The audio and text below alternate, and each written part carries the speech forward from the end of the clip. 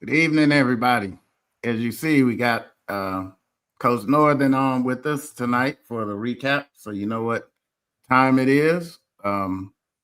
We have a full slate for you today. Everybody in the SWAC played this weekend. So had a little rain, had some game delays, but we got all the games out the way.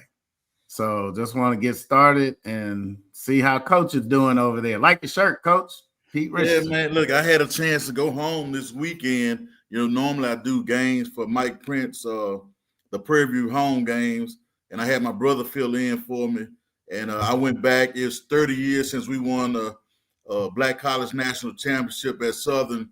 So pretty much every year they started having us come back, and we were honored before the game.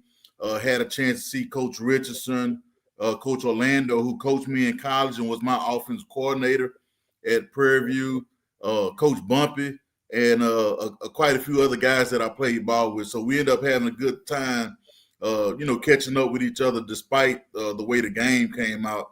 Look, I'm a quick little story. So I told my wife I was debating on starting the show off with a bag over my face. So I said, what kind of bag we got? And I got one. Hey, look, she was talking about, you want some Walmart bags? It's not that bad. So look, every school that I worked at lost this weekend. The high school I graduated from lost. Grambling lost. Prairie View lost. Texas Southern lost. So it was a bad weekend. And I said the only thing, so I told my wife as we're driving back from Baton Rouge, I say, check and see did Morehouse lose. And lo and behold, they were off this week. So look, it was bad from a football standpoint, but I had a good time this weekend. Yeah, I did too. It wasn't much fun getting wet, but I did have a good time. And my voice just came back, so I'm good on that. And I think my hand's feeling better from slamming the seat, to make the noise. So so it was really good. So we'll get started. Brief recap of some of the games that were played this weekend in the SWAC. And then we'll get to the other point of, we'll get a chance later tonight to get under the headset with you. Mm-hmm. And we'll be able to go over those things. We had some, some interesting games. I didn't get to see this game, but from looking at the stats, it looked like it was a pretty fun game. Actually, if I remember right, Jackson State won the time of possession. That was pretty cool. I think what seemed to get them was the 2 turnovers, and I think you saw some of this one. So I want to see what your thoughts are on this game. I saw a little bit of it. I think, like I say, Jackson is who I think they are, minus the turnovers. If you look at them, I want to say they outrushed Southern Miss, but you could see sort of throughout the ball game, those guys for Southern Miss didn't want to make some tackles throughout the game. But I thought Jackson, if they sort of that third quarter sort of hurt them a good little bit, not being able to put any points on the board, and then they scored a couple late. So it was one of those. I think if you take away those 2 turnovers, you're probably looking at a totally different ball game in terms of the score as well as how the game is played. You get behind, you have to throw it a little bit more than you want to, in particular being at Jackson. But they did a pretty good job of, sort of keeping the game close, sticking to who they were, minus the couple of turnovers. Now, quick question. These teams, maybe they're not apples and apples, but what do you think of this game compared to when the Bees played against UAB? Are those similar? I like their performance against them as well last week. So do you think they both kind of represented the SWAC pretty good? I would say decently. I think the thing that the guys at Jackson not gonna have any fear of the guys at Southern Miss, and I'll just look at it like it's not like they playing Ole Miss or LSU. They playing against guys that they know, being in the state of Mississippi, not that far apart. Probably some of their high school teammates or guys that they played against in the district, regional playoff type of situation. But you keep the game close and hope you can put some pressure on them at the end. But like I say, Jackson has no fear of Southern Miss. That's I would assimilate that something to, like, in my opinion, Prairie View playing a Rice, maybe one of the lower North Texas or something like that. They're not going to fear of them. It's not like playing UT at UT. Because if you look at a lot of times, Jackson is going to have more people at a game than Southern Miss if they play on the same day, similar competition. So Jackson guys not going to be fearful of them at all. So I think they can hold their own against them. The biggest key is not beating yourself with the special teams and not turning the ball over. And those 2 turnovers is going to hurt you every time if you don't win the turnover battle, unless you're playing outstanding defense. Yeah, and then they kind of whistle. You got to fight the whistle a little bit because you see it. I don't normally see them get that many penalties, but 12 penalties, that and double the yardage, is kind of to be expected when you play a team they don't want you to beat. Well, so, I think sometimes too the emotion of the game can get to our guys. The thing that hurts you more than anything is the pre-snap penalties in a lot of cases. So you're gonna have some of those, and if you look at it, you have 12 for 87. So that means you probably had either some offsides or some false starts, not the 10 and the 15-yard penalties. So it's probably more of the pre-snap, the knick-knack penalties that hurt you more than the holdings and personal fouls. Yeah, holding on a kick return or something. Yes, sir. But so that was a pretty good one. We'll jump to the next one I thought was pretty interesting. The Braves against the Bulldogs. And that one was pretty interesting because the Braves put up a bigger fight than I thought they would. But the Cornelius Brown for the A&M, he really put on a pretty efficient and high scoring affair just by himself. So yeah, I wouldn't be surprised if he SWAC Offensive Player of the Week based off the numbers. He had 3 touchdowns passing the football and another 2 running. I didn't look at his yardage total running the ball, but anytime you can get 5 touchdowns sort of on your own. And look, I never questioned Alcorn's fight. To me, the deal with Alcorn was going to be, will they turn the ball over and will they be able to throw the ball some? Decent passing yards, but not where the efficiency was there, but not the push downfield. The other thing that stands out to me is Alabama A&M was 8 of 14 on 3rd down. So anytime you can get off to above 50% on 3rd down conversions, you'll take your chances that you're going to win that football game. So that was pretty big for A&M with those numbers.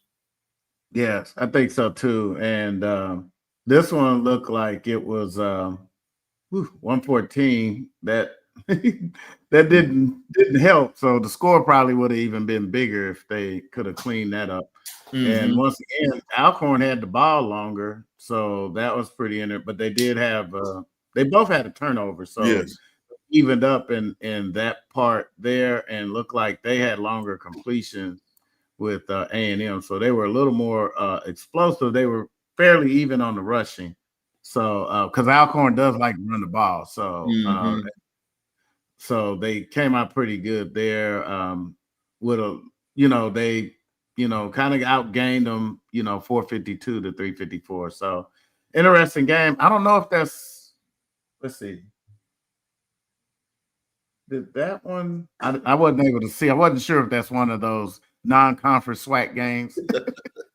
Because the only team I know don't do that is Prairie View. And not saying that we're just great, but we just don't schedule SWAC games as non-conference. So hey, one day off air, I'll give you a little backdrop on it. But for some people, it makes sense to play the non-conference conference game, especially to me, if it's the Jackson, Alcorn, Grambling, Southern, because that ride is not very far. It makes a lot of sense for those. Now, Prairie View going to play Alabama A&M, to me, don't make a lot of sense because of the travel involved and the number of fans. Now, if they do it for a homecoming game, you know, if Alabama A&M schedules Prairie View for homecoming and Prairie View decides to make that trip, I would be in favor of one of those coming to the other. But I wouldn't do it just to say, just from a travel standpoint, unless both of those fan bases really pick up in a traveling sense, if you understand what I'm saying. Yes, got that. And next one up was the the one everybody wanted to see what would happen. Alabama State visiting the Jaguars. So I would imagine you were front and center for this one. A little bit too front and center. so look, this is one of the things. So they honored us. So they give you these passes, and I'm sort of pretty straight up with people. So I say, look, I don't really care what this pass say, because 9 times out of 10, I know the police officer that's working. So look, I'm gonna go around, I'm gonna walk, I'm gonna shake hands. I had a chance to talk to several coaches on both teams, and I watched most of the game. I watched the first half pretty much on the sideline so I could hear what the coaches are saying. Then I went to a suite area and watched a little bit before I did end up leaving. But I think Southern fans are in this wait and see type of mode of, okay, we lose to North Carolina Central, then we beat Valley. Now let's see. And a lot of people really wanted to see, was Andrew Body as good as advertised? And he played a decent game. He didn't have the UAB type of game, but Southern's defense really got after him, especially the first half. And then they just started falling apart on certain plays. Like one guy get out of position. And the 11-1 football is what I call it. Everybody else, if you look at the play, is doing exactly what they supposed to do. One guy get out of a gap, one guy miss a tackle, and then it turns into a touchdown for the Hornets. And they went on, it was like a quick spurt of a couple of turnovers in a row that led to the Alabama State run that they had. Because actually Southern took the lead, and within 4 plays of Southern taking the lead, Alabama State marched down, broke a long run, and then it like the wheels came off the Jaguar wagon. So it was good to see the guys playing, but I think it's just a couple of things that they have to clean up. Alabama State looked pretty good, but I think Body had a good game, but not the game that people were looking for from the way that he played last week. Well, now that Southern front seven, they're not going to give you a lot of time, though, either. And with Givens out there on the end, you know, the containment is going to be a little better. And I think he doesn't like containment no quarterback likes containment, but I don't think he likes containment that much. As far as his best way to hit you is when you think he's going to run past the line of scrimmage, he stops and flicks it over, and that's a 20-yard pass. Yeah, so they did a good job, especially with the backside pursuit on the zone read stuff and the play action. And Kelby had a good bit of help, I would say, in certain instances where the front side may pull him up, where sometimes if you have a quarterback that scrambles, one guy can't stop. It takes a concerted effort from everybody to either keep him contained, keep him on the move, make him pull up. And, man, it was a crazy game because Southern's defense had several opportunities on some tip balls to get interceptions, and they didn't get them. For, you know, it may hit a guy in the lap, fall right in front of him, and then lo and behold, those same plays for Alabama State turned into interceptions. So they got after them defensively, but it just was a few breakdowns. Southern ran the ball pretty well. Man, Southern had some drop passes that broke my heart a couple times, but it's just one of those games where you look at 3rd to 7 and then you see the opportunities that they had and didn't take advantage of. It wasn't good for the Jaguars. Now the question, we had 4 turnovers from the Jags, as you see. So would you say Alabama A&M really cranked up the defense, or were those more mistakes, those turnovers? So one was a great play by the defense line. Southern's quarterback is running the ball, have it in his right hand as he's running to his left, and Alabama's, I want to say the linebacker came back and punched the ball out, and they jumped on that, maybe defensive end. Another one was a exchange on the zone read. It wasn't quite sure whether it was a pull read for the quarterback. Ball ends up on the ground. One of the interceptions that I was talking about, one was an overthrow in the end zone. I think the quarterback thought the guy was going to run what we call the opposite goalpost post, and the receiver cut it off. But it was sort of a bad read because it was in the double coverage. So either way he threw it, he was going to be wrong.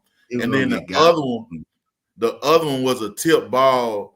Like I think it may have hit off 2 people's hand before the guy that actually caught it got one of those look what I found interceptions. And then they got a short field, maybe on the 20, 25-yard line and scored. But, 2 of the turnovers, I would say they definitely created, and 2 of them were a bad read and a miscommunication. So, take nothing from Alabama State defense. They got some good-looking cornerbacks over there and a real good-looking offensive line, truth be told.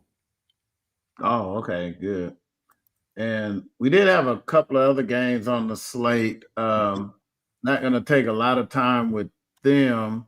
We had Grambling visiting number 1 Ohio State. Like Coach said, they brought a good band with them. And Bethune-Cookman, this game was closer when I first looked at it. They put up a good fight against Miami, and they looks like they pulled away. Because when I looked at it, it was 14. Wow, that was the first quarter. Okay. Yeah. 14-0. So looks like, well, at least they got on the board, and we just discussed that one. Texas Southern visiting Cal, and this one I kind of watched on through the stats. So, but I only saw the first half, so I didn't realize they pulled away big in the second half. But it was went out there, valiant effort, get your check, come home. FAMU, this one, I didn't know they would give up that many points. I was kind of because I was thinking this one would be kind of more of a case like what you said with Jackson. Yes. I thought would be kids they're familiar with, and I guess I got caught off guard on that one. So what would your quick thought on that game? Were you expecting that big of a margin? I would expect a little bit closer of a game between those two, but sometimes once the ball don't get rolling your way, especially early, you can see the body language change. But I wouldn't expect it a 56-14. I probably would have expected maybe a 35-14, 35-21 type of game.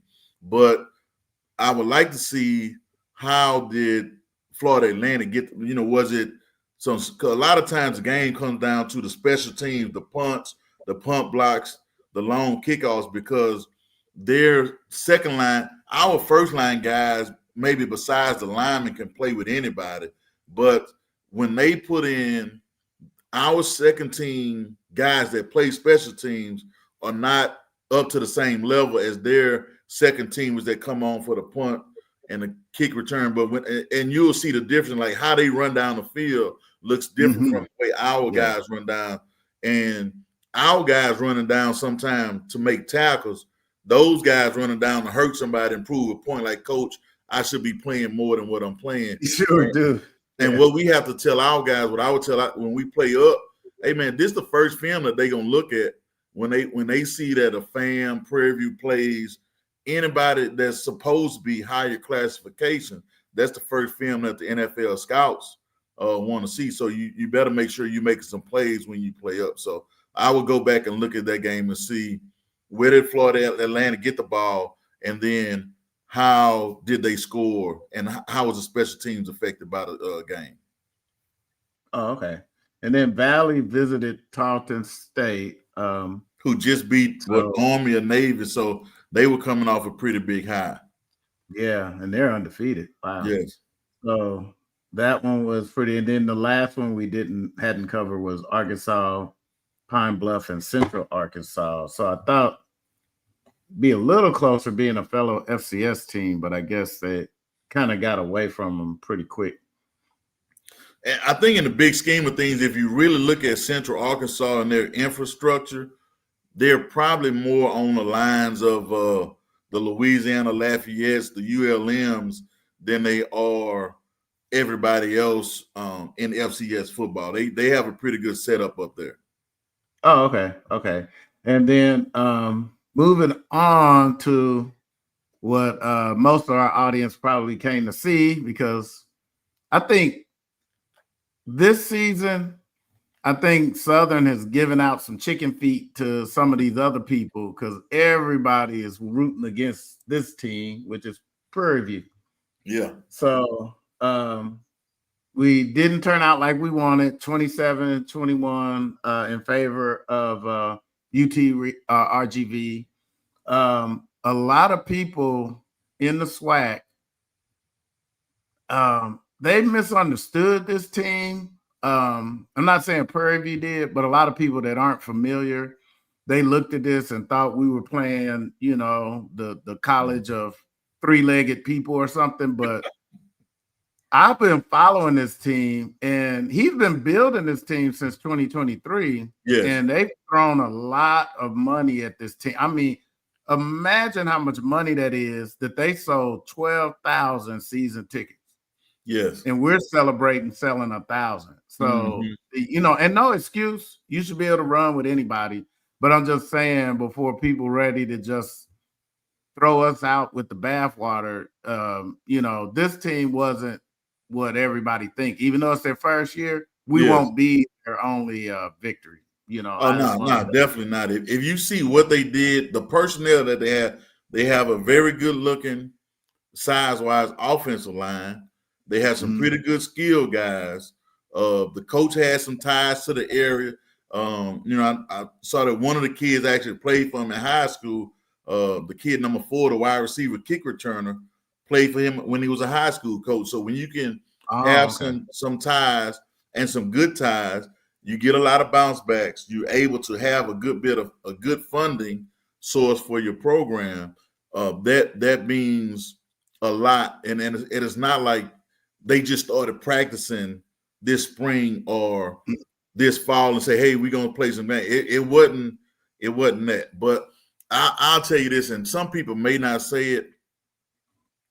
I think one of the things that went into somewhat of the mindset until Prairie View really got rolling, it's hard as heck to get some 18 to 21-year-olds to focus on their next opponent. Number one, Grand Valley beat Sul Ross, a Division III team, 66-0, or whatever it was, something close to that. Yeah, so 66-0. Mm-hmm. So you have some guys from Prairie View probably look like they didn't beat a very good team. The other thing that you have to think about, the whole week that Prairie View guys was walking around campus, besides the coaches, nobody else was talking about RGV. They still talking about Texas Southern.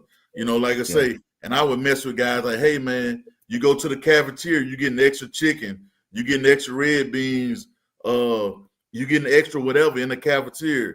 You walking around campus, you got a new girlfriend, some girl that you never seen before, start all of a sudden, you done seen her. Now she like you because y'all beat Texas Southern. So how do you as a coach combat that? I joke with the guys because I would always tell the guys, number one, congratulations on the win. Then I would tell them you really ain't did that much and let's move on. But it's hard to convince guys at that age group to focus on the new task at hand. But they have a great setup down there. And I tell you what, I watched the game when I got back home today. I watched it.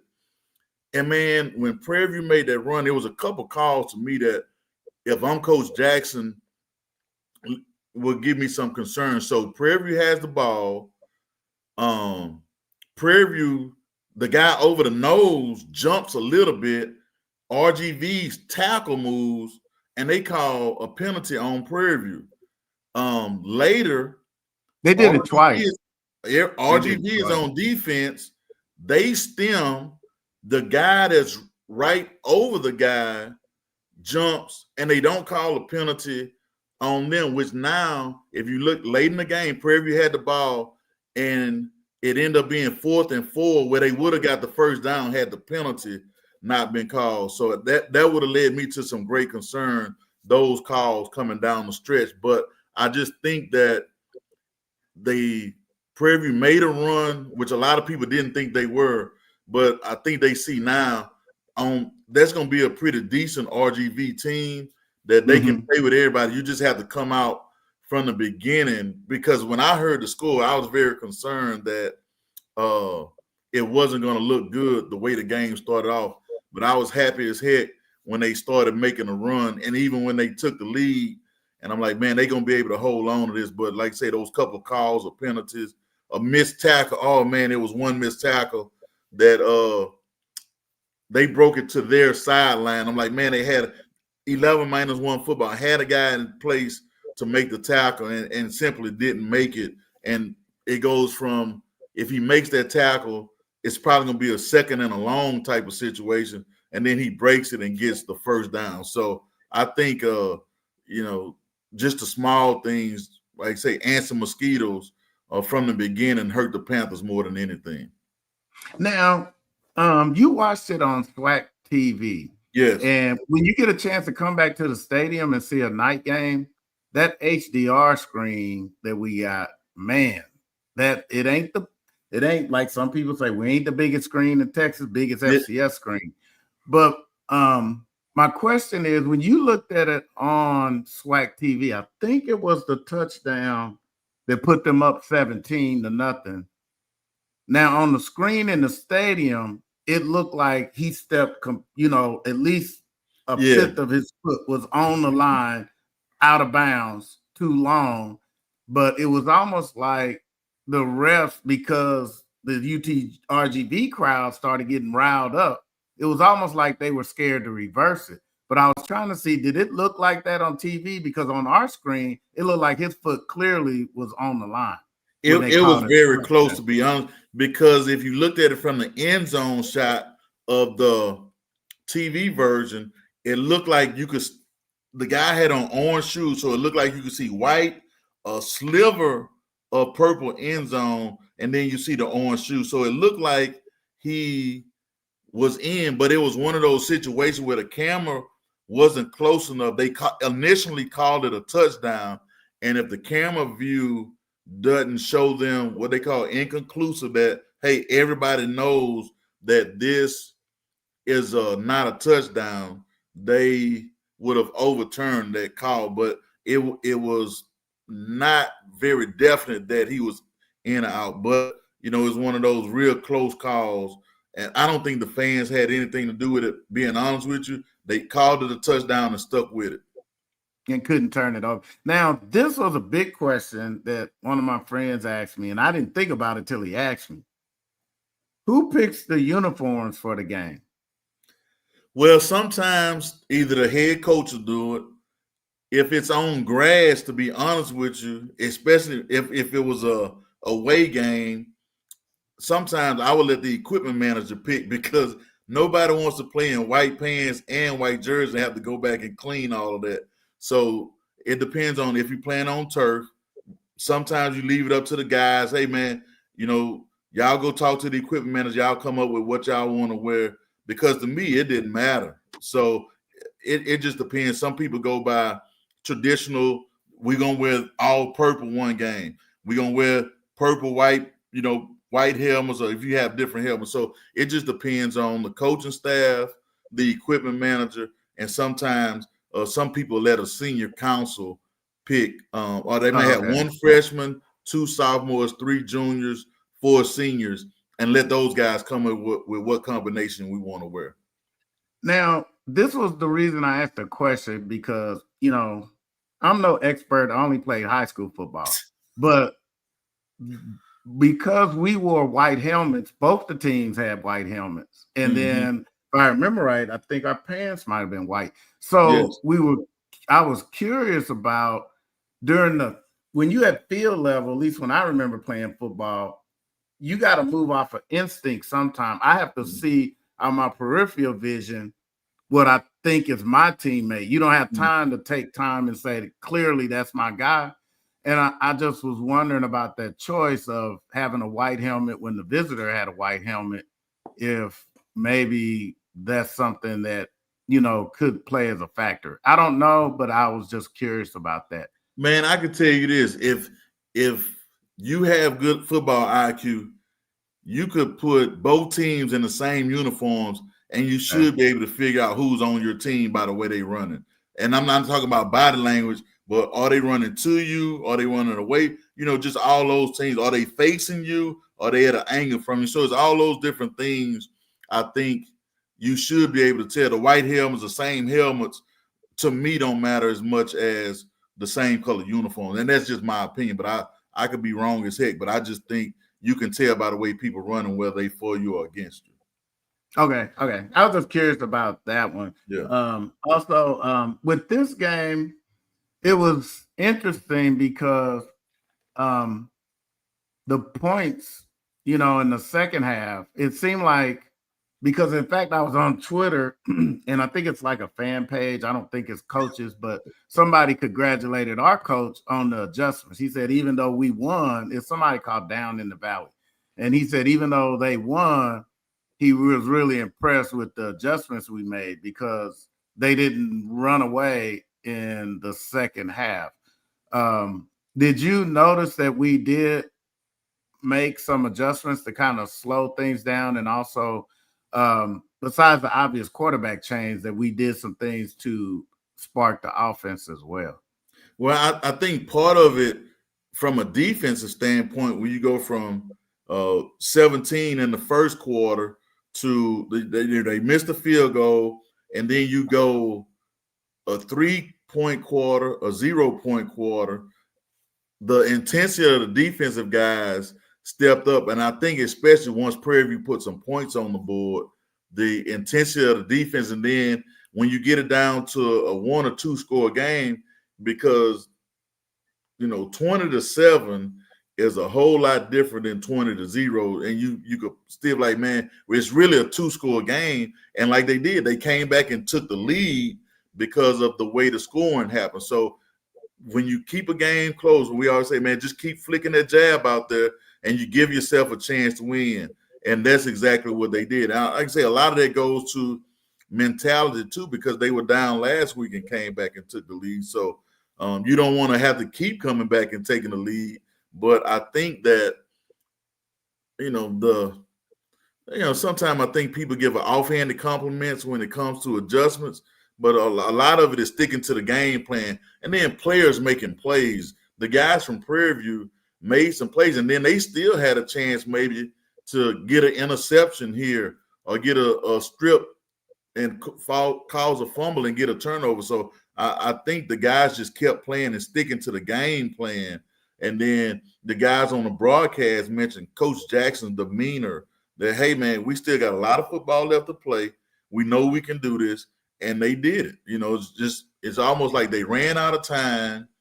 And then those couple of calls put them in a different situation than it should have been had they got their first down when they had to punt the ball back with, about 6 minutes when they took the lead. I think that was some of the things that changed the game more than anything. But, them guys, they going to keep on playing. As long as Coach Jackson, they coach, they going to keep on playing. And it seems like to me, we ran across a team that has the same mentality as us, which is we don't care what they're doing. We'll keep fighting, because they really, I think my thing is, I was like, damn, where's my cleats? Because I'm like, I did not want to be their first Division I win. And I think that was the thing out of all the losses. I didn't want that, but it didn't blow up like I thought it would. But I was really thinking, man, this is going to be on national news. The NFL people going to talk about it, because if we'd have won, nobody would have talked about it. But when we lost, my Twitter blew up, text messages everywhere. But my thing is, I think a couple different bounces of the ball. I think that game could have went either way. A couple different bounces, just a tackle that was missed here or there, a key penalty that we got, and then on top of that, a running back who hasn't fumbled since he's been at Prairie View. Yes. And they get a lucky fumble like that. It's like we got running backs that don't lose the ball. And I really give a shout out to our running backs because we have, I think, 5 or 6 running backs, but these last 2 weeks, we've only had 2 available. So I really give it to them for them to carry the load like that, between Campbell and Bingman, and Bingman's a young guy. Yes. So I really think that that's something and also the thing and I'm no coach, but I think if we get better at setting the edge on the rushing plays, that would really help because I noticed that they use number 32 the same way that Texas Southern was trying to use number 28, just going off tackle like that. And, I don't know if it means we need to get a little wider with the linebackers, but they couldn't, that Sparks guy, I guess he's really big because they ran up the middle a little bit, but not much. Because, I didn't realize he was so much to deal with if you're trying to go up the middle. Now, you gotta go chase you to the end. But up the middle, it looked like he thought a hamburger was over there or something. They just wasn't coming up there. So one of the things with the style of defense that Prairie View plays, if you remember when I got on the board and I was talking about the 4 technique, which is head up on the tackle, versus the 5 technique, which is outside shoulder of the tackle, that can make a little bit of difference. So if you look at a lot of times, RGV had quite a bit of time because Prairie View plays their guys in 4s, which is, in my opinion, not the best pass rush situation for those guys, but they're not in 4s really in most situations to stop the run. They're, I would say, playing pass after they get a run read. So sometimes the edge may look different. So you have what they call them maybe bandits. I'm not sure what they call those positions. I call them overhangs.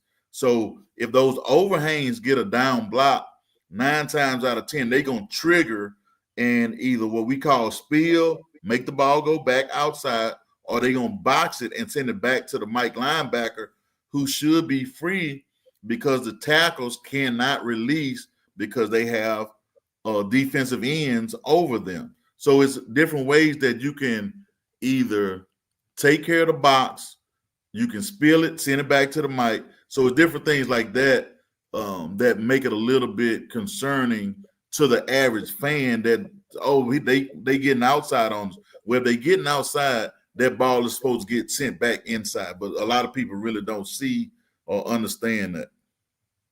Yeah, and the other thing that got us, I noticed a few times, I don't know how many times they did it, but I remember seeing, they would put another tackle over there instead of a tight end. Yes. And I saw that a couple times. And also that number 73 and number 79, but they really liked running off of up 79's back. And I noticed that he blocks different than the people I see in the SWAC.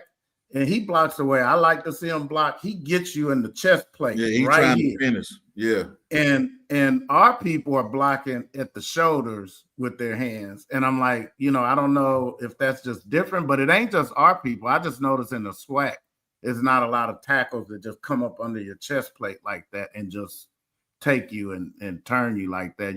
It seems like you'll get less holding calls when you block like that than when you're outside the chest plate trying to block. And it depends on what if they running. So to me, they were running what most people call a gap scheme. They ran some zone, but gap mean they got down blocks and pullers some too.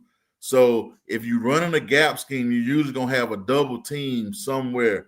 And then some teams, when they run in zone, we call it duo, where you're gonna get a double team probably between the center and the guard, and depending on how they line up, you may get one between the guard and tackle on the 3 technique if there's nobody outside, and you can get movement that way.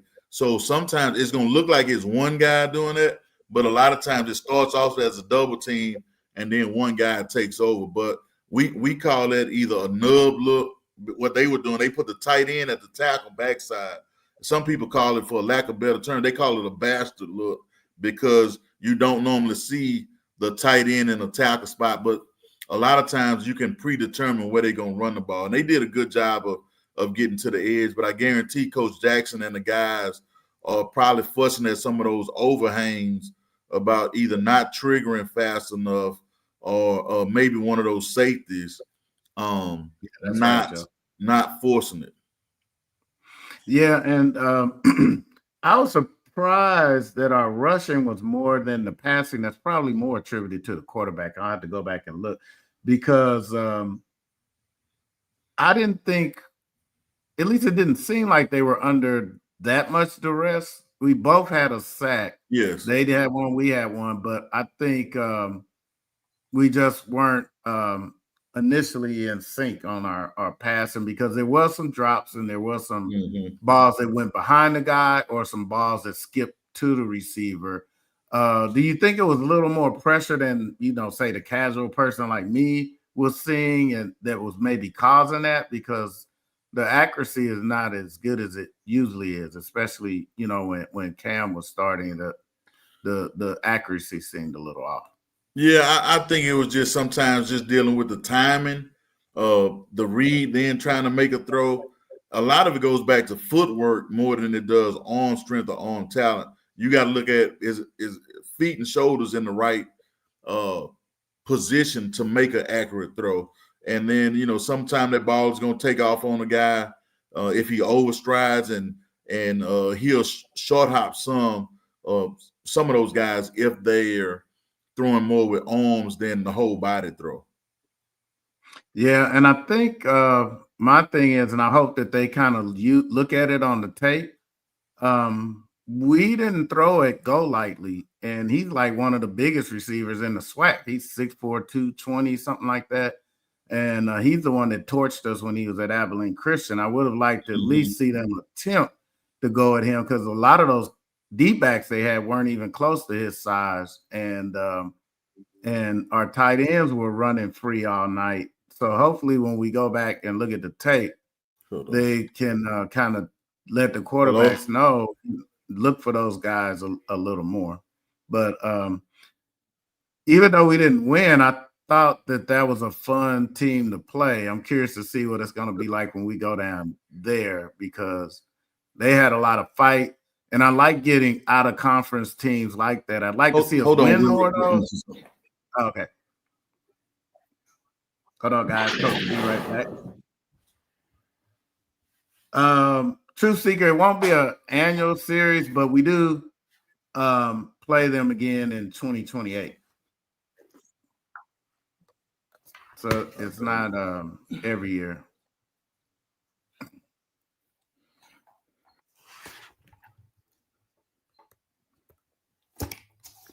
Sorry about that. Let me see if I got back connected. Let's see. You sound good right there. All right. Right.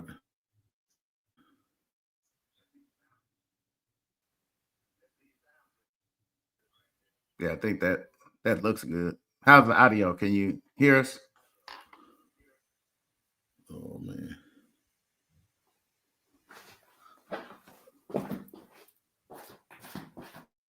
Oh, give Coach a second.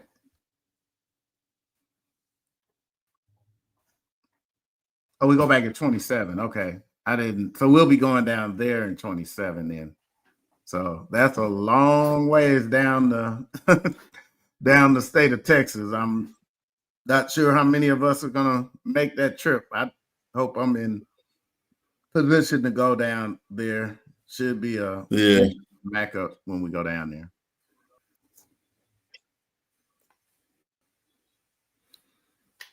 The poor.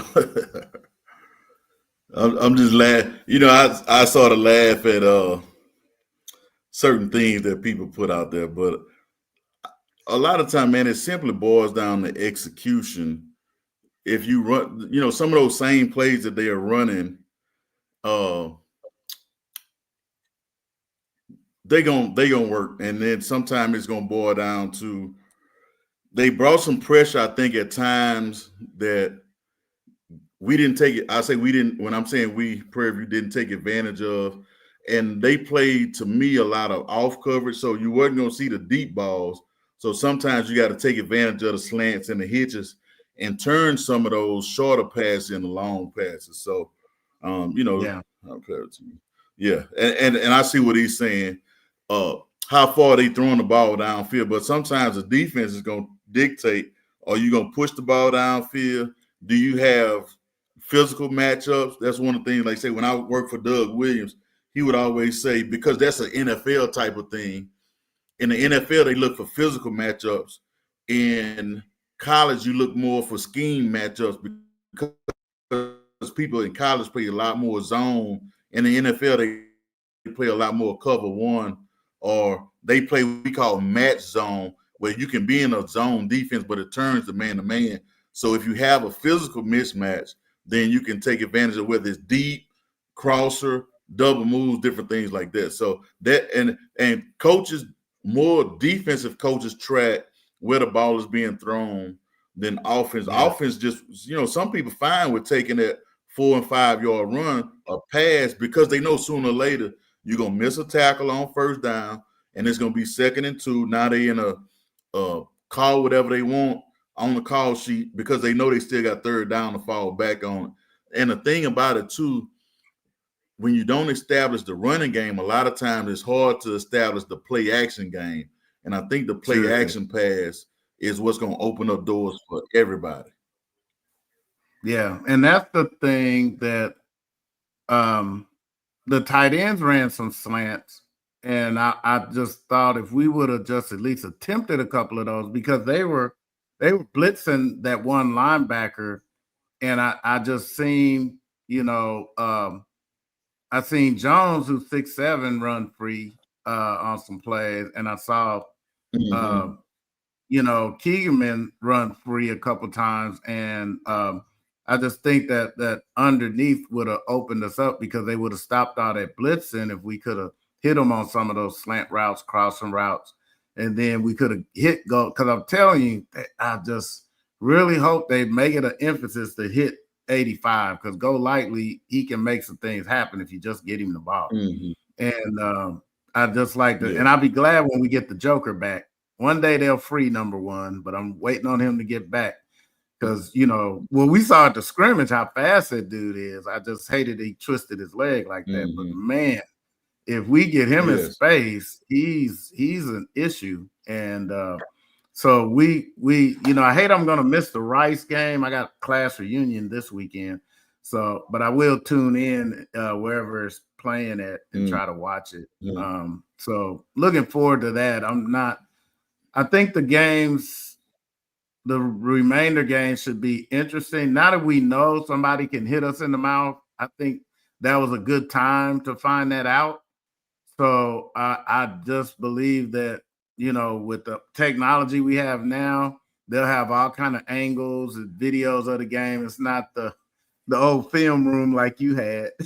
But so this would be some really good video to tell them, where we need to make some. Because I think even from the Texas Southern game to this game, they made some corrections, and it wasn't a big improvement, but they did improve we had 150 yards of penalties that previous game. So we even had less penalties. To be honest, that's the first thing I looked at. Let me see how many penalties that Prairie View have. So like I say, that is an improvement. It's still not where coaches going to want it, but you're trending in the right direction. I think one thing that they're going to want to do better is complete a higher percentage of passes, especially when you're not pushing it down the field vertically. You would like to complete a few more of those if you take out the throwaway passes. So I think that's one thing that they'll look at. How many throwaways did we have? How many drops did we have? How many just pure bad throws did we have? And get back to the drawing board and find out what do each of the quarterbacks, because both of those guys, if you look at them, are very, very similar in stature, but they, to me, totally different guys when it comes to, speed versus power, athleticism versus a slasher. So I think both of them give you a true dual threat. And in my opinion, you have to keep, if that's what those guys are, you can't make them drop back passes in a couple of weeks. So that's the thing that they're going to focus on. How can we get the ball in the hand of our playmakers, and how can we be efficient on offense? And I think that it would have been. I think I was curious to see how Carter would be if we let him roll out and pass it, because after a couple of his runs, he made the defense commit if they saw him leave the pocket. And since I like to see him roll out and just kind of go over the blitzing guy head. And that's a good question, Darius. Who do you think, just from looking at that game, because anybody can have an off game, and you and I have kind of seen more of the quarterbacks than the other people, and we know that, over some extended time, those guys are kind of evenly matched, except like you said, one is a slasher and the other one kind of is a bulldozer. Which one you think they'll go with to start off at Rice? I think it's almost going to be a coin toss type of situation. Let's see. Maybe I don't know if they practice on Sundays or Mondays. What is their off day? But a lot of times, if we had because we had Jerry Lovelock and Smiley, so sometimes you chart everything still. Pass Skelly, you charted team. Man, I God honest truth, I have gone to the cafeteria at lunchtime and say, let me see who the guy's sitting with. And that doggone, if it's that close, let me see who the guys feel like should be, because that'll tell you a lot. Who they eat with, who has the ear of the team. Man, I might ask the equipment manager about what's going on in the locker room. It may be ask the strength coach, hey man, who are they rallying around when they in workouts? Who's talking, and more importantly, who are they listening to? Because everybody can talk, but everybody can't get listened to. So it may be one of those type of decisions when it's all said and done. Well, that was you just made me picture Smiley in that camouflage. he looks so big in that camouflage, but that was a fun quarterback room to watch because they were two different guys. Yes. And I really enjoyed watching them. I was really hoping Lovelock caught on in Baltimore when he went to the Ravens, but that was an interesting quarterback room, and they could both sling it, but it's like Smiley liked for somebody to try to tackle him. Hey, if you talk to my brother, so on Tuesdays was our mostly live day, and some days Smiley would come out there and say, "Make me live, coach." And man, he would, if he was like the second, he would be torching the scout team. One year he couldn't play, and he could only practice. Man, he was torching threw the best left-handed ball probably that I've ever seen. But he was just a tough quarterback, liked playing football, had great understanding. And to be honest with you, he may have been a better fit for our offense than Jerry was, because Jerry was a good athlete. Like Jerry could hurt you with the run. For as big as Smiley looked, he could kill you with the run sometimes. Yeah, they didn't like tackling him, but because I think he was the one made that touchdown during if you remember the you're on the clock game. Yes, he did. Yeah, it's the big guy there. So yeah. What are your final thoughts of this game? As far as it looks like I would say that's even on time of possession, even though we had a little longer. And we had talked about it, I think last week, is we can't have a turnover. And I don't fault Bingman for that at all, because he's never fumbled. It was just the luck of the draw. But I think that that was the telltale sign of the game, because I think once we settled down after that first quarter, it was, we were ready to get at them at that point. Did we kind of underestimate them and they hit us in the mouth, or do you think it was just a good start and we had to adjust? They got off to a great start because of their tempo, but going back to what I said earlier, a lot of times it's just the mindset of the team because they had an outstanding win versus subpar competition, and then you beat your arch rival, and nobody's talking about who you playing next. So I think that sometimes can lead to a slow start. You're dealing with humans. So, like I say, it is what it is. A lot of people don't want to hear that, but, I guess in real life, people do that as well. Take things for granted based off what they've seen happen in the past. Yeah, I think so too. So, yeah, and I think you already talked about this comment that we will still go with, probably start with Cam, but well, like you said, coin toss. This might be one of the lunchroom things to see who's talking to who. And that'll be the true test of you as a player is, okay, yeah, you had a couple rough passes, but where do you go from here and how do you recover? Do you go and rally your guys and say, and I guess we'll see how they practice. I think they practice on Sundays or they look at film or something. They do something on Sunday. So I like our chance. And I think we do a review. I think Lionel does a review of the upcoming game, but I saw Rice's triple option.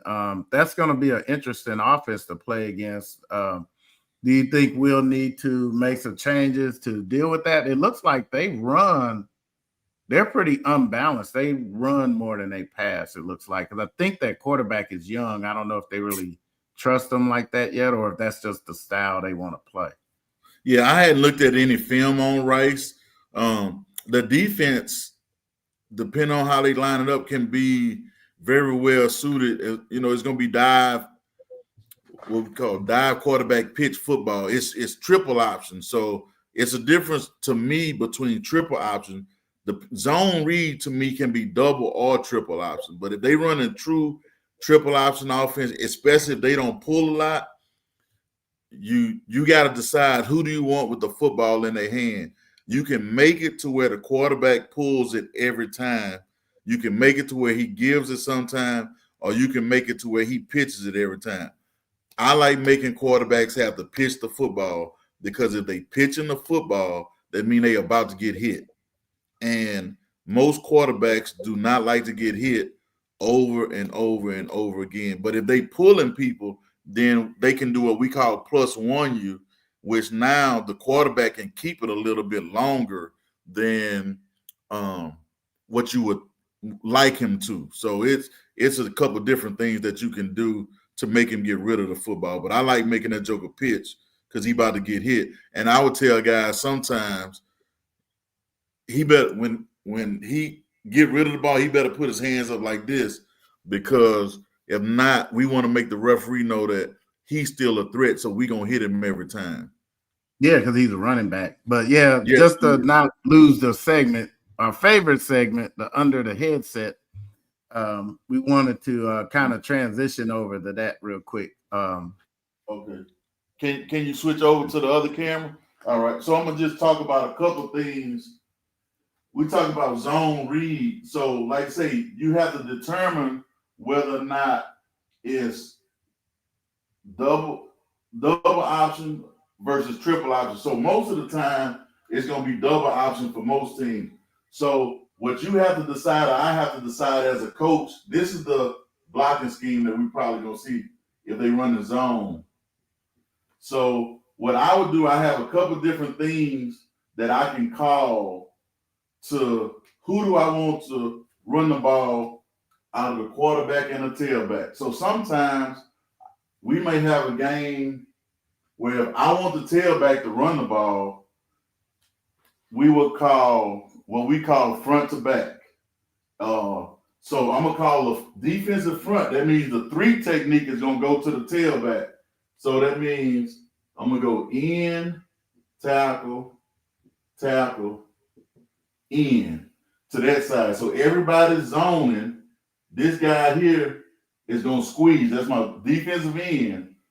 This is who the quarterback, that's his read. So this guy we're going to call squat.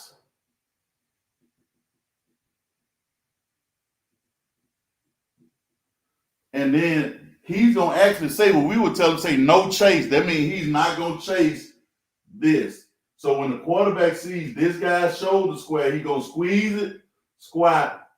He should give the ball off to the tailback. And that means I don't want this guy to run it.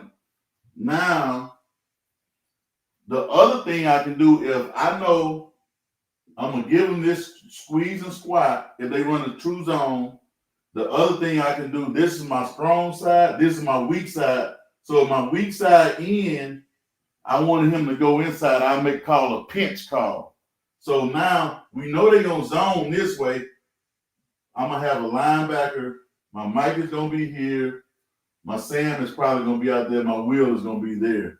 So I can make the ball go outside. When we talk about our free hitters, we can make the ball go where we want to go. So now I made the tailback get the ball. I know 9 times out of 10 they're going that way. I can leave this gap open because this guy, he should be stepping B gap anyway, or I can put somebody in the B gap and make the ball bounce outside to a free hitter. Because if they go, this is just double option. Now they may have, I'm gonna put an H and an X over here. If they have all that out there, it can go back to triple option football. So that's to put it lightly. So I made the tailback get the ball, and I can leave this gap open, let him run fit, or I can make it bounce. So that is my front to back and our base defense. Okay. And I run it with no call or with a pinch call. Now, if I want the tailback to run the ball, so I'm going to just give you the same pretty much look. I'm going to switch the tailback, Q and T. So what I would call my front, we call it Q. I ain't want to get no fight with nobody throwing up no mega or no hooks or whatever. So we call this Q. That means the front, the defensive tackle, the strong side is going to be to the quarterback. So they're going to make a right call. We're going to run that. So now it's all about controlling the B gap. That's what we tell people. So they're going to zone this way 9 times out of 10. So since nobody's in the B gap, we're going to get a chase call. So they run a zone read. He is going to chase, and he is going to tackle that guy no matter what. He's going to tackle that guy. So he's canceling the B gap. If they zone that way, my Mike linebacker is still playing A gap run right there. Sometimes I can make a chase call, and my Mike can play the quarterback, just depending on how athletic the quarterback is. All right. The other thing I can do, if I want the quarterback to keep the ball,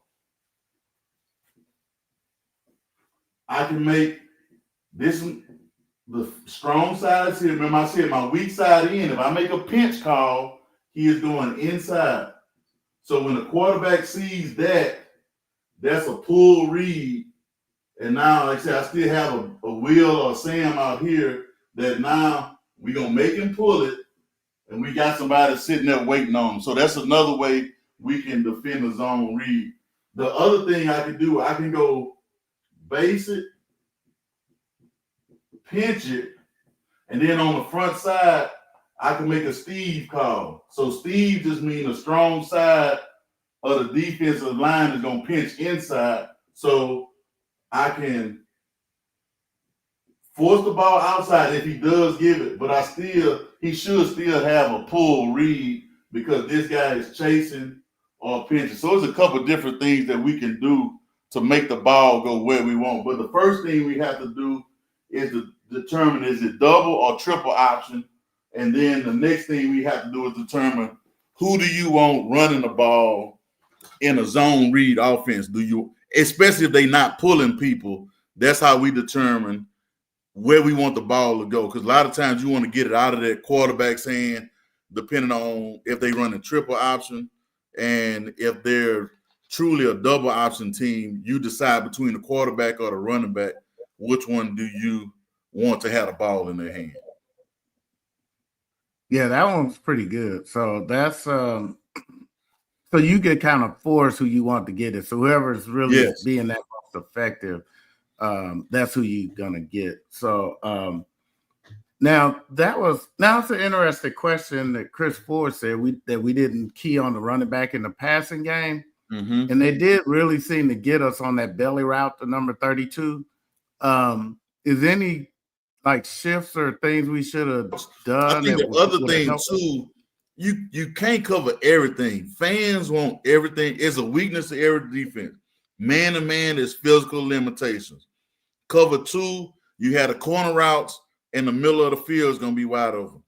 Cover 3, they're going to read. You can go 4 verticals. You can go curl flat, slant curl combinations, or the wheel route. So it's something going to be open in every defense. So you just, as a coach, you have to pick your poison.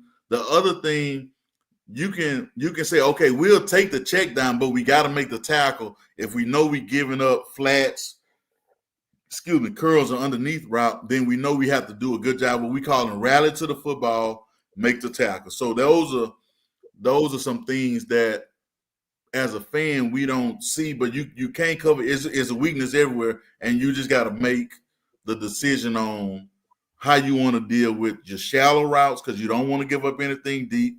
How you gonna deal with the rub routes if you play man, and then how you gonna deal with the wheel route if you playing cover 3. So most people say if you get a second guy through a zone, then you take the second guy through your zone. And one day I'll show how we call it match. Is it 3 to 2 to 1, 2 to 1 to 3, 1 to 2 to 3? And I'm talking about we count receivers from the outside in. So it's one of those. And he had a lot of time to decide: am I going to push it downfield, take the void shot, or am I going to wait on this wheel route to come up? And unfortunately, he did have time to sort of make those decisions here and there. Yeah, and I guess you can't do it every time, but I know Sterling Roberts gave him some problems when they did send him because it was causing him to get off the mark. It'll be interesting to see when they play somebody that can get some good push, how accurate he could be, because his accuracy went down when we brought a little heat, you know, to the pocket. And sometimes as a defense coach, you have to figure out, like, can we play man with these guys and just heat them up? Or can we play man and get to them? Can we play some zone? Can we run some 5-man, some overloads, and still either get to them or cause them to move left or right or something like that? So it's a pick and choose, so you just hoping that it works out for you. Not hoping that it works out, but looking at what can we make stick. I know I've gone in one year we played Southern Miss, and I think we went in a little bit tentative, saying, well, okay, we're gonna play some zone and keep everything in front of us. And they had a receiver, a big 6'6" receiver that was pretty doggone good. And after a little bit of the game, I think they may have scored a quick 14 or something on us, 20. And then the guys like, Coach, we think we can run with these guys. And for the rest of the game, if you go back and look at my call sheet, we ran Saw, which is Sam and Will. We ran Saw X. We ran Mo, Mike and Will, Mash, Mike. We sent every pretty much linebacker blitz we had at them and just let our guys lock up. And we played a much better second half than we did. But I think we went into it like, let's keep everything in front of us. And sometimes you got to say, if they not picking and rubbing, hey, man, let's go get that joker back there. We ain't going to let them have time to think. Yeah. Yeah, I saw us do that a few times. And like Lionel said, we would get pressure with 4. But like he said earlier than that, we had to figure out how we want to do the pressure. Mm-hmm. So I think that will come around. Yes. Still preseason. I just don't want the fans to panic. We do want to win those out of conference games, and I especially wanted that one. First Division I game. That kept me up last night. I'm like, oh God, be on the NFL, everything. But they'll have a big party in South Texas. It wasn't like Langston losing to Prairie View to end the streak for all those concerned. They're gonna be more than Prairie View. They're gonna be decent. In a couple of years, don't be surprised if they are Conference USA or one of those type of schools. I think so too. Yeah. Yes.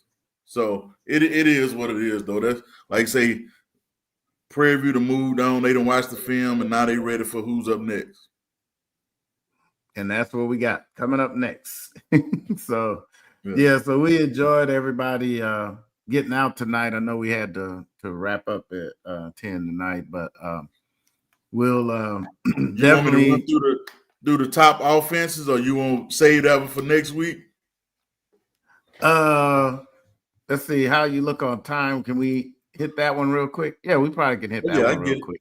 All right, then we're in on that. So this week on North, like we talk about offense. So I'm gonna talk about some of the toughest or the best offensive I've seen, not just in the SWAC, but that I've had to go against as a defensive coordinator. Number one, I'm not gonna say in order, but I just wrote them down sort of in that I could just think of when I'm thinking about the top team. So number one, I'm gonna start off with that Grambling offense. They had Bruce Eugene, they had Clyde Edwards, Henry Tolbert, Alcorn at running back. They had an offensive line that was massive. I think they had 4 guys that were over 300 pounds or 320 pounds. But they did a good job. Like I say, Bruce was probably, I always say he was probably the smartest quarterback. Bruce would call his own plays a lot of times. And, you know, Coach Spears and Coach Brown just let him call plays. And he could pick out very quickly, cover 4, cover 3 man. And he would almost always slide to protection to his left. And if you sent somebody on his front side, he almost always had a flat route or angle route. So I'm going to give Bruce Eugene and the Grambling 2005 team, that was my very first year at Prairie View, I'm going to give them a nod.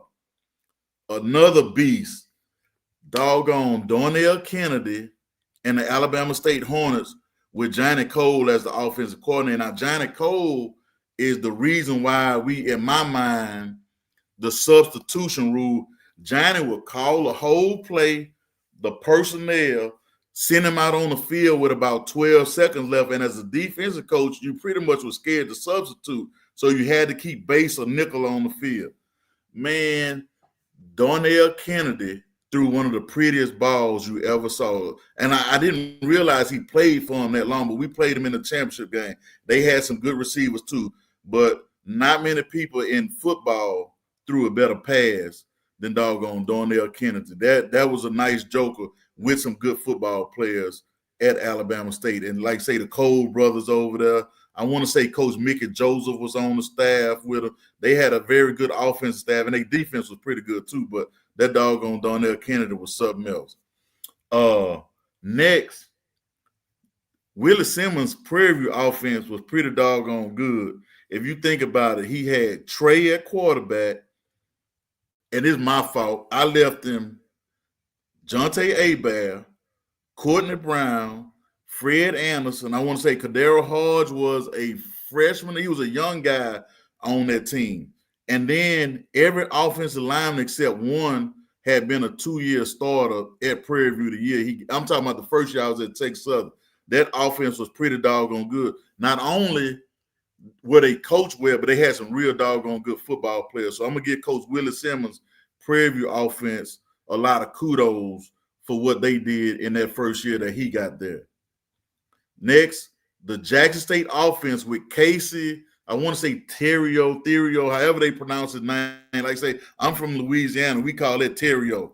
The Jackson State offense with those guys were pretty good. He had the wide receiver that went to the Falcons. I can't think of his name right now. He had Richard Rollins at tight end. Matter of fact, Prairie View's offensive coordinator now may have been a GA or the tight ends coach on their staff. And they had that doggone Casey. He ran the best quarterback sneak ever. I don't know how that joker did it, but he wouldn't run right behind the doggone center and guard. He would almost run like a power off tackle. But he could find football players open. I mean, he would throw the ball in great anticipation. Not the strongest arm, but you could tell he had a great understanding of football. But that was a pretty good offense. Then last but not least, Southern University, when they had Quincy Richard, look, I see them guys from time to time when I go home. Them jokers will put on the show. I always tell them guys, look, he had some frisbee catching dogs over there. You couldn't say, I'm going to stop this guy, because if you focus on one, you're going to leave 2 more to the backside either wide open or, they'd call you. Still had a pretty good offensive line, but he had some frisbee catchers over there that could make plays for him. So, and my last two, my honorable mention, I got to go with the wide bone when he was at Bethune-Cookman. Coach Wide, looking like the Whispers out there with his suit on. It looked like his mechanic suit, looking like what's my man name on Martin, the mechanic that was seen. But man, that joker that run that option, that triple option, and they carve you up, and then every now and then they'll hit you with a pass with a joker running so wide open, he almost scared to catch it. And last but not least, man, we played North Dakota State one year when I was at Prairie View.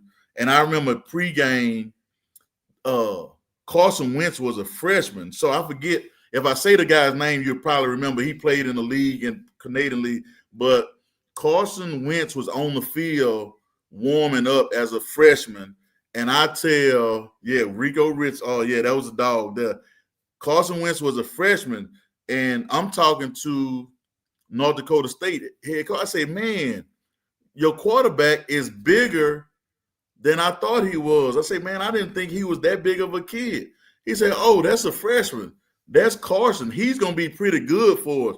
Well, Carson got in the game late and went 8 for 8 against us. So, and he ended up being the third pick of the draft. So I'm gonna give those the top offenses that I have seen. And I know KJ Black, if he see this, probably go give me a call. Man, how you ain't put us on there? But I'm just talking about the other thing is, too, and a lot of people don't know this, when we played North Dakota State, man, we had a bomb threat before the game. So they come in and they have this look on their face, like almost like, how do I tell this guy this?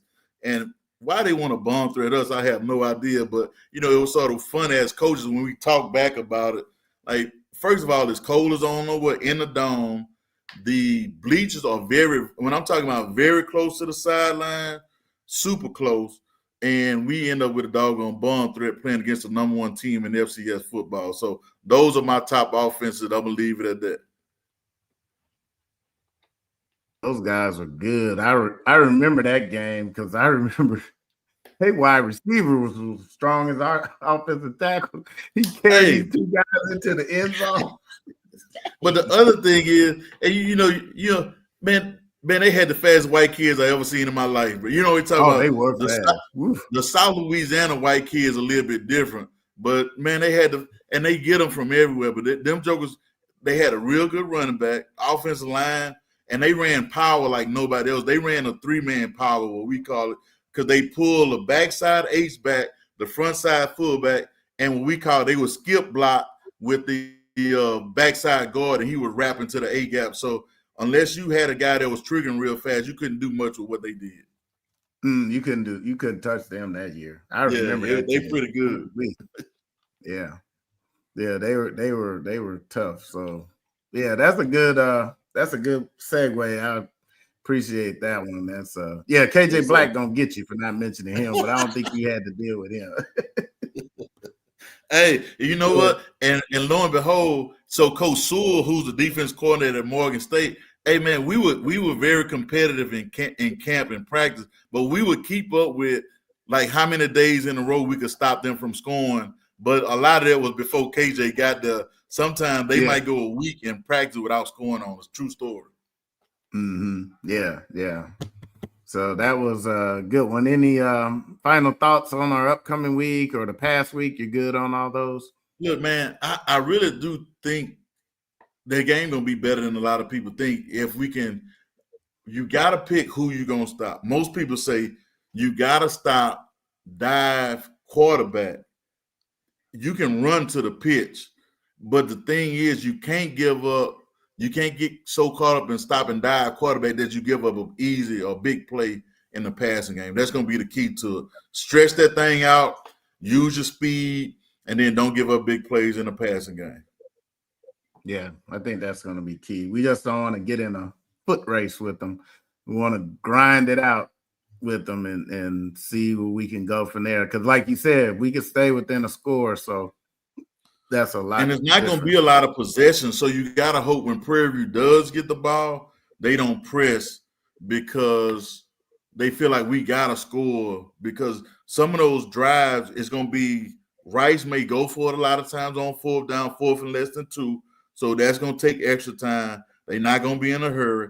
So every time you get it, you may feel like as an offense, we got to score. And another big key is, can you keep them kicking field goals as opposed to going for on full, and then not getting pre-snap penalties, giving them a short field.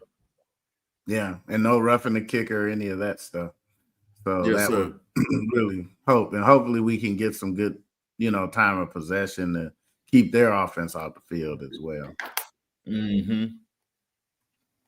So, yeah, well, we appreciate your time, Coach. I know you had a long weekend. Hey, man, look, as soon as I got home, I ate. I thank my sister and my family for cooking for us when we got back. They made it real easy. And, man, I slept a long time because it was rough, man. I tell you what, but I thank my family. I'm glad I got a chance to see my former teammates. And I look forward. I told my guys, man, we got to do what Prairie View did at Southern and make sure everybody knows what's going on. We gonna make it better the next few years, but I guarantee you that. Yeah, I think all teams should do that. That was a really good event. I mean, I felt like I played. I enjoyed it so much. So yes, definitely should do that. So we appreciate your time. Thanks for everybody for coming out. And we'll see you guys. Well, you'll be seeing the young guys next. I think that's the next show. So be looking for updates during the week. And yes, we lost, but the rest of y'all haters out there, don't get happy yet. We got something coming for y'all. And have a good night. Take care. And hey, and if anybody down there tailgating, let me know, because I don't mind coming by and have me a good piece of meat before I go call the game. So let me know if anybody out there tailgating. Yeah, definitely let us know. So I text Coach Northern. He come by and grab a piece of meat on the way to the thing. Just don't get no sauce on Mike Prince's microphone. Nah, I'm not. Y'all have a good night.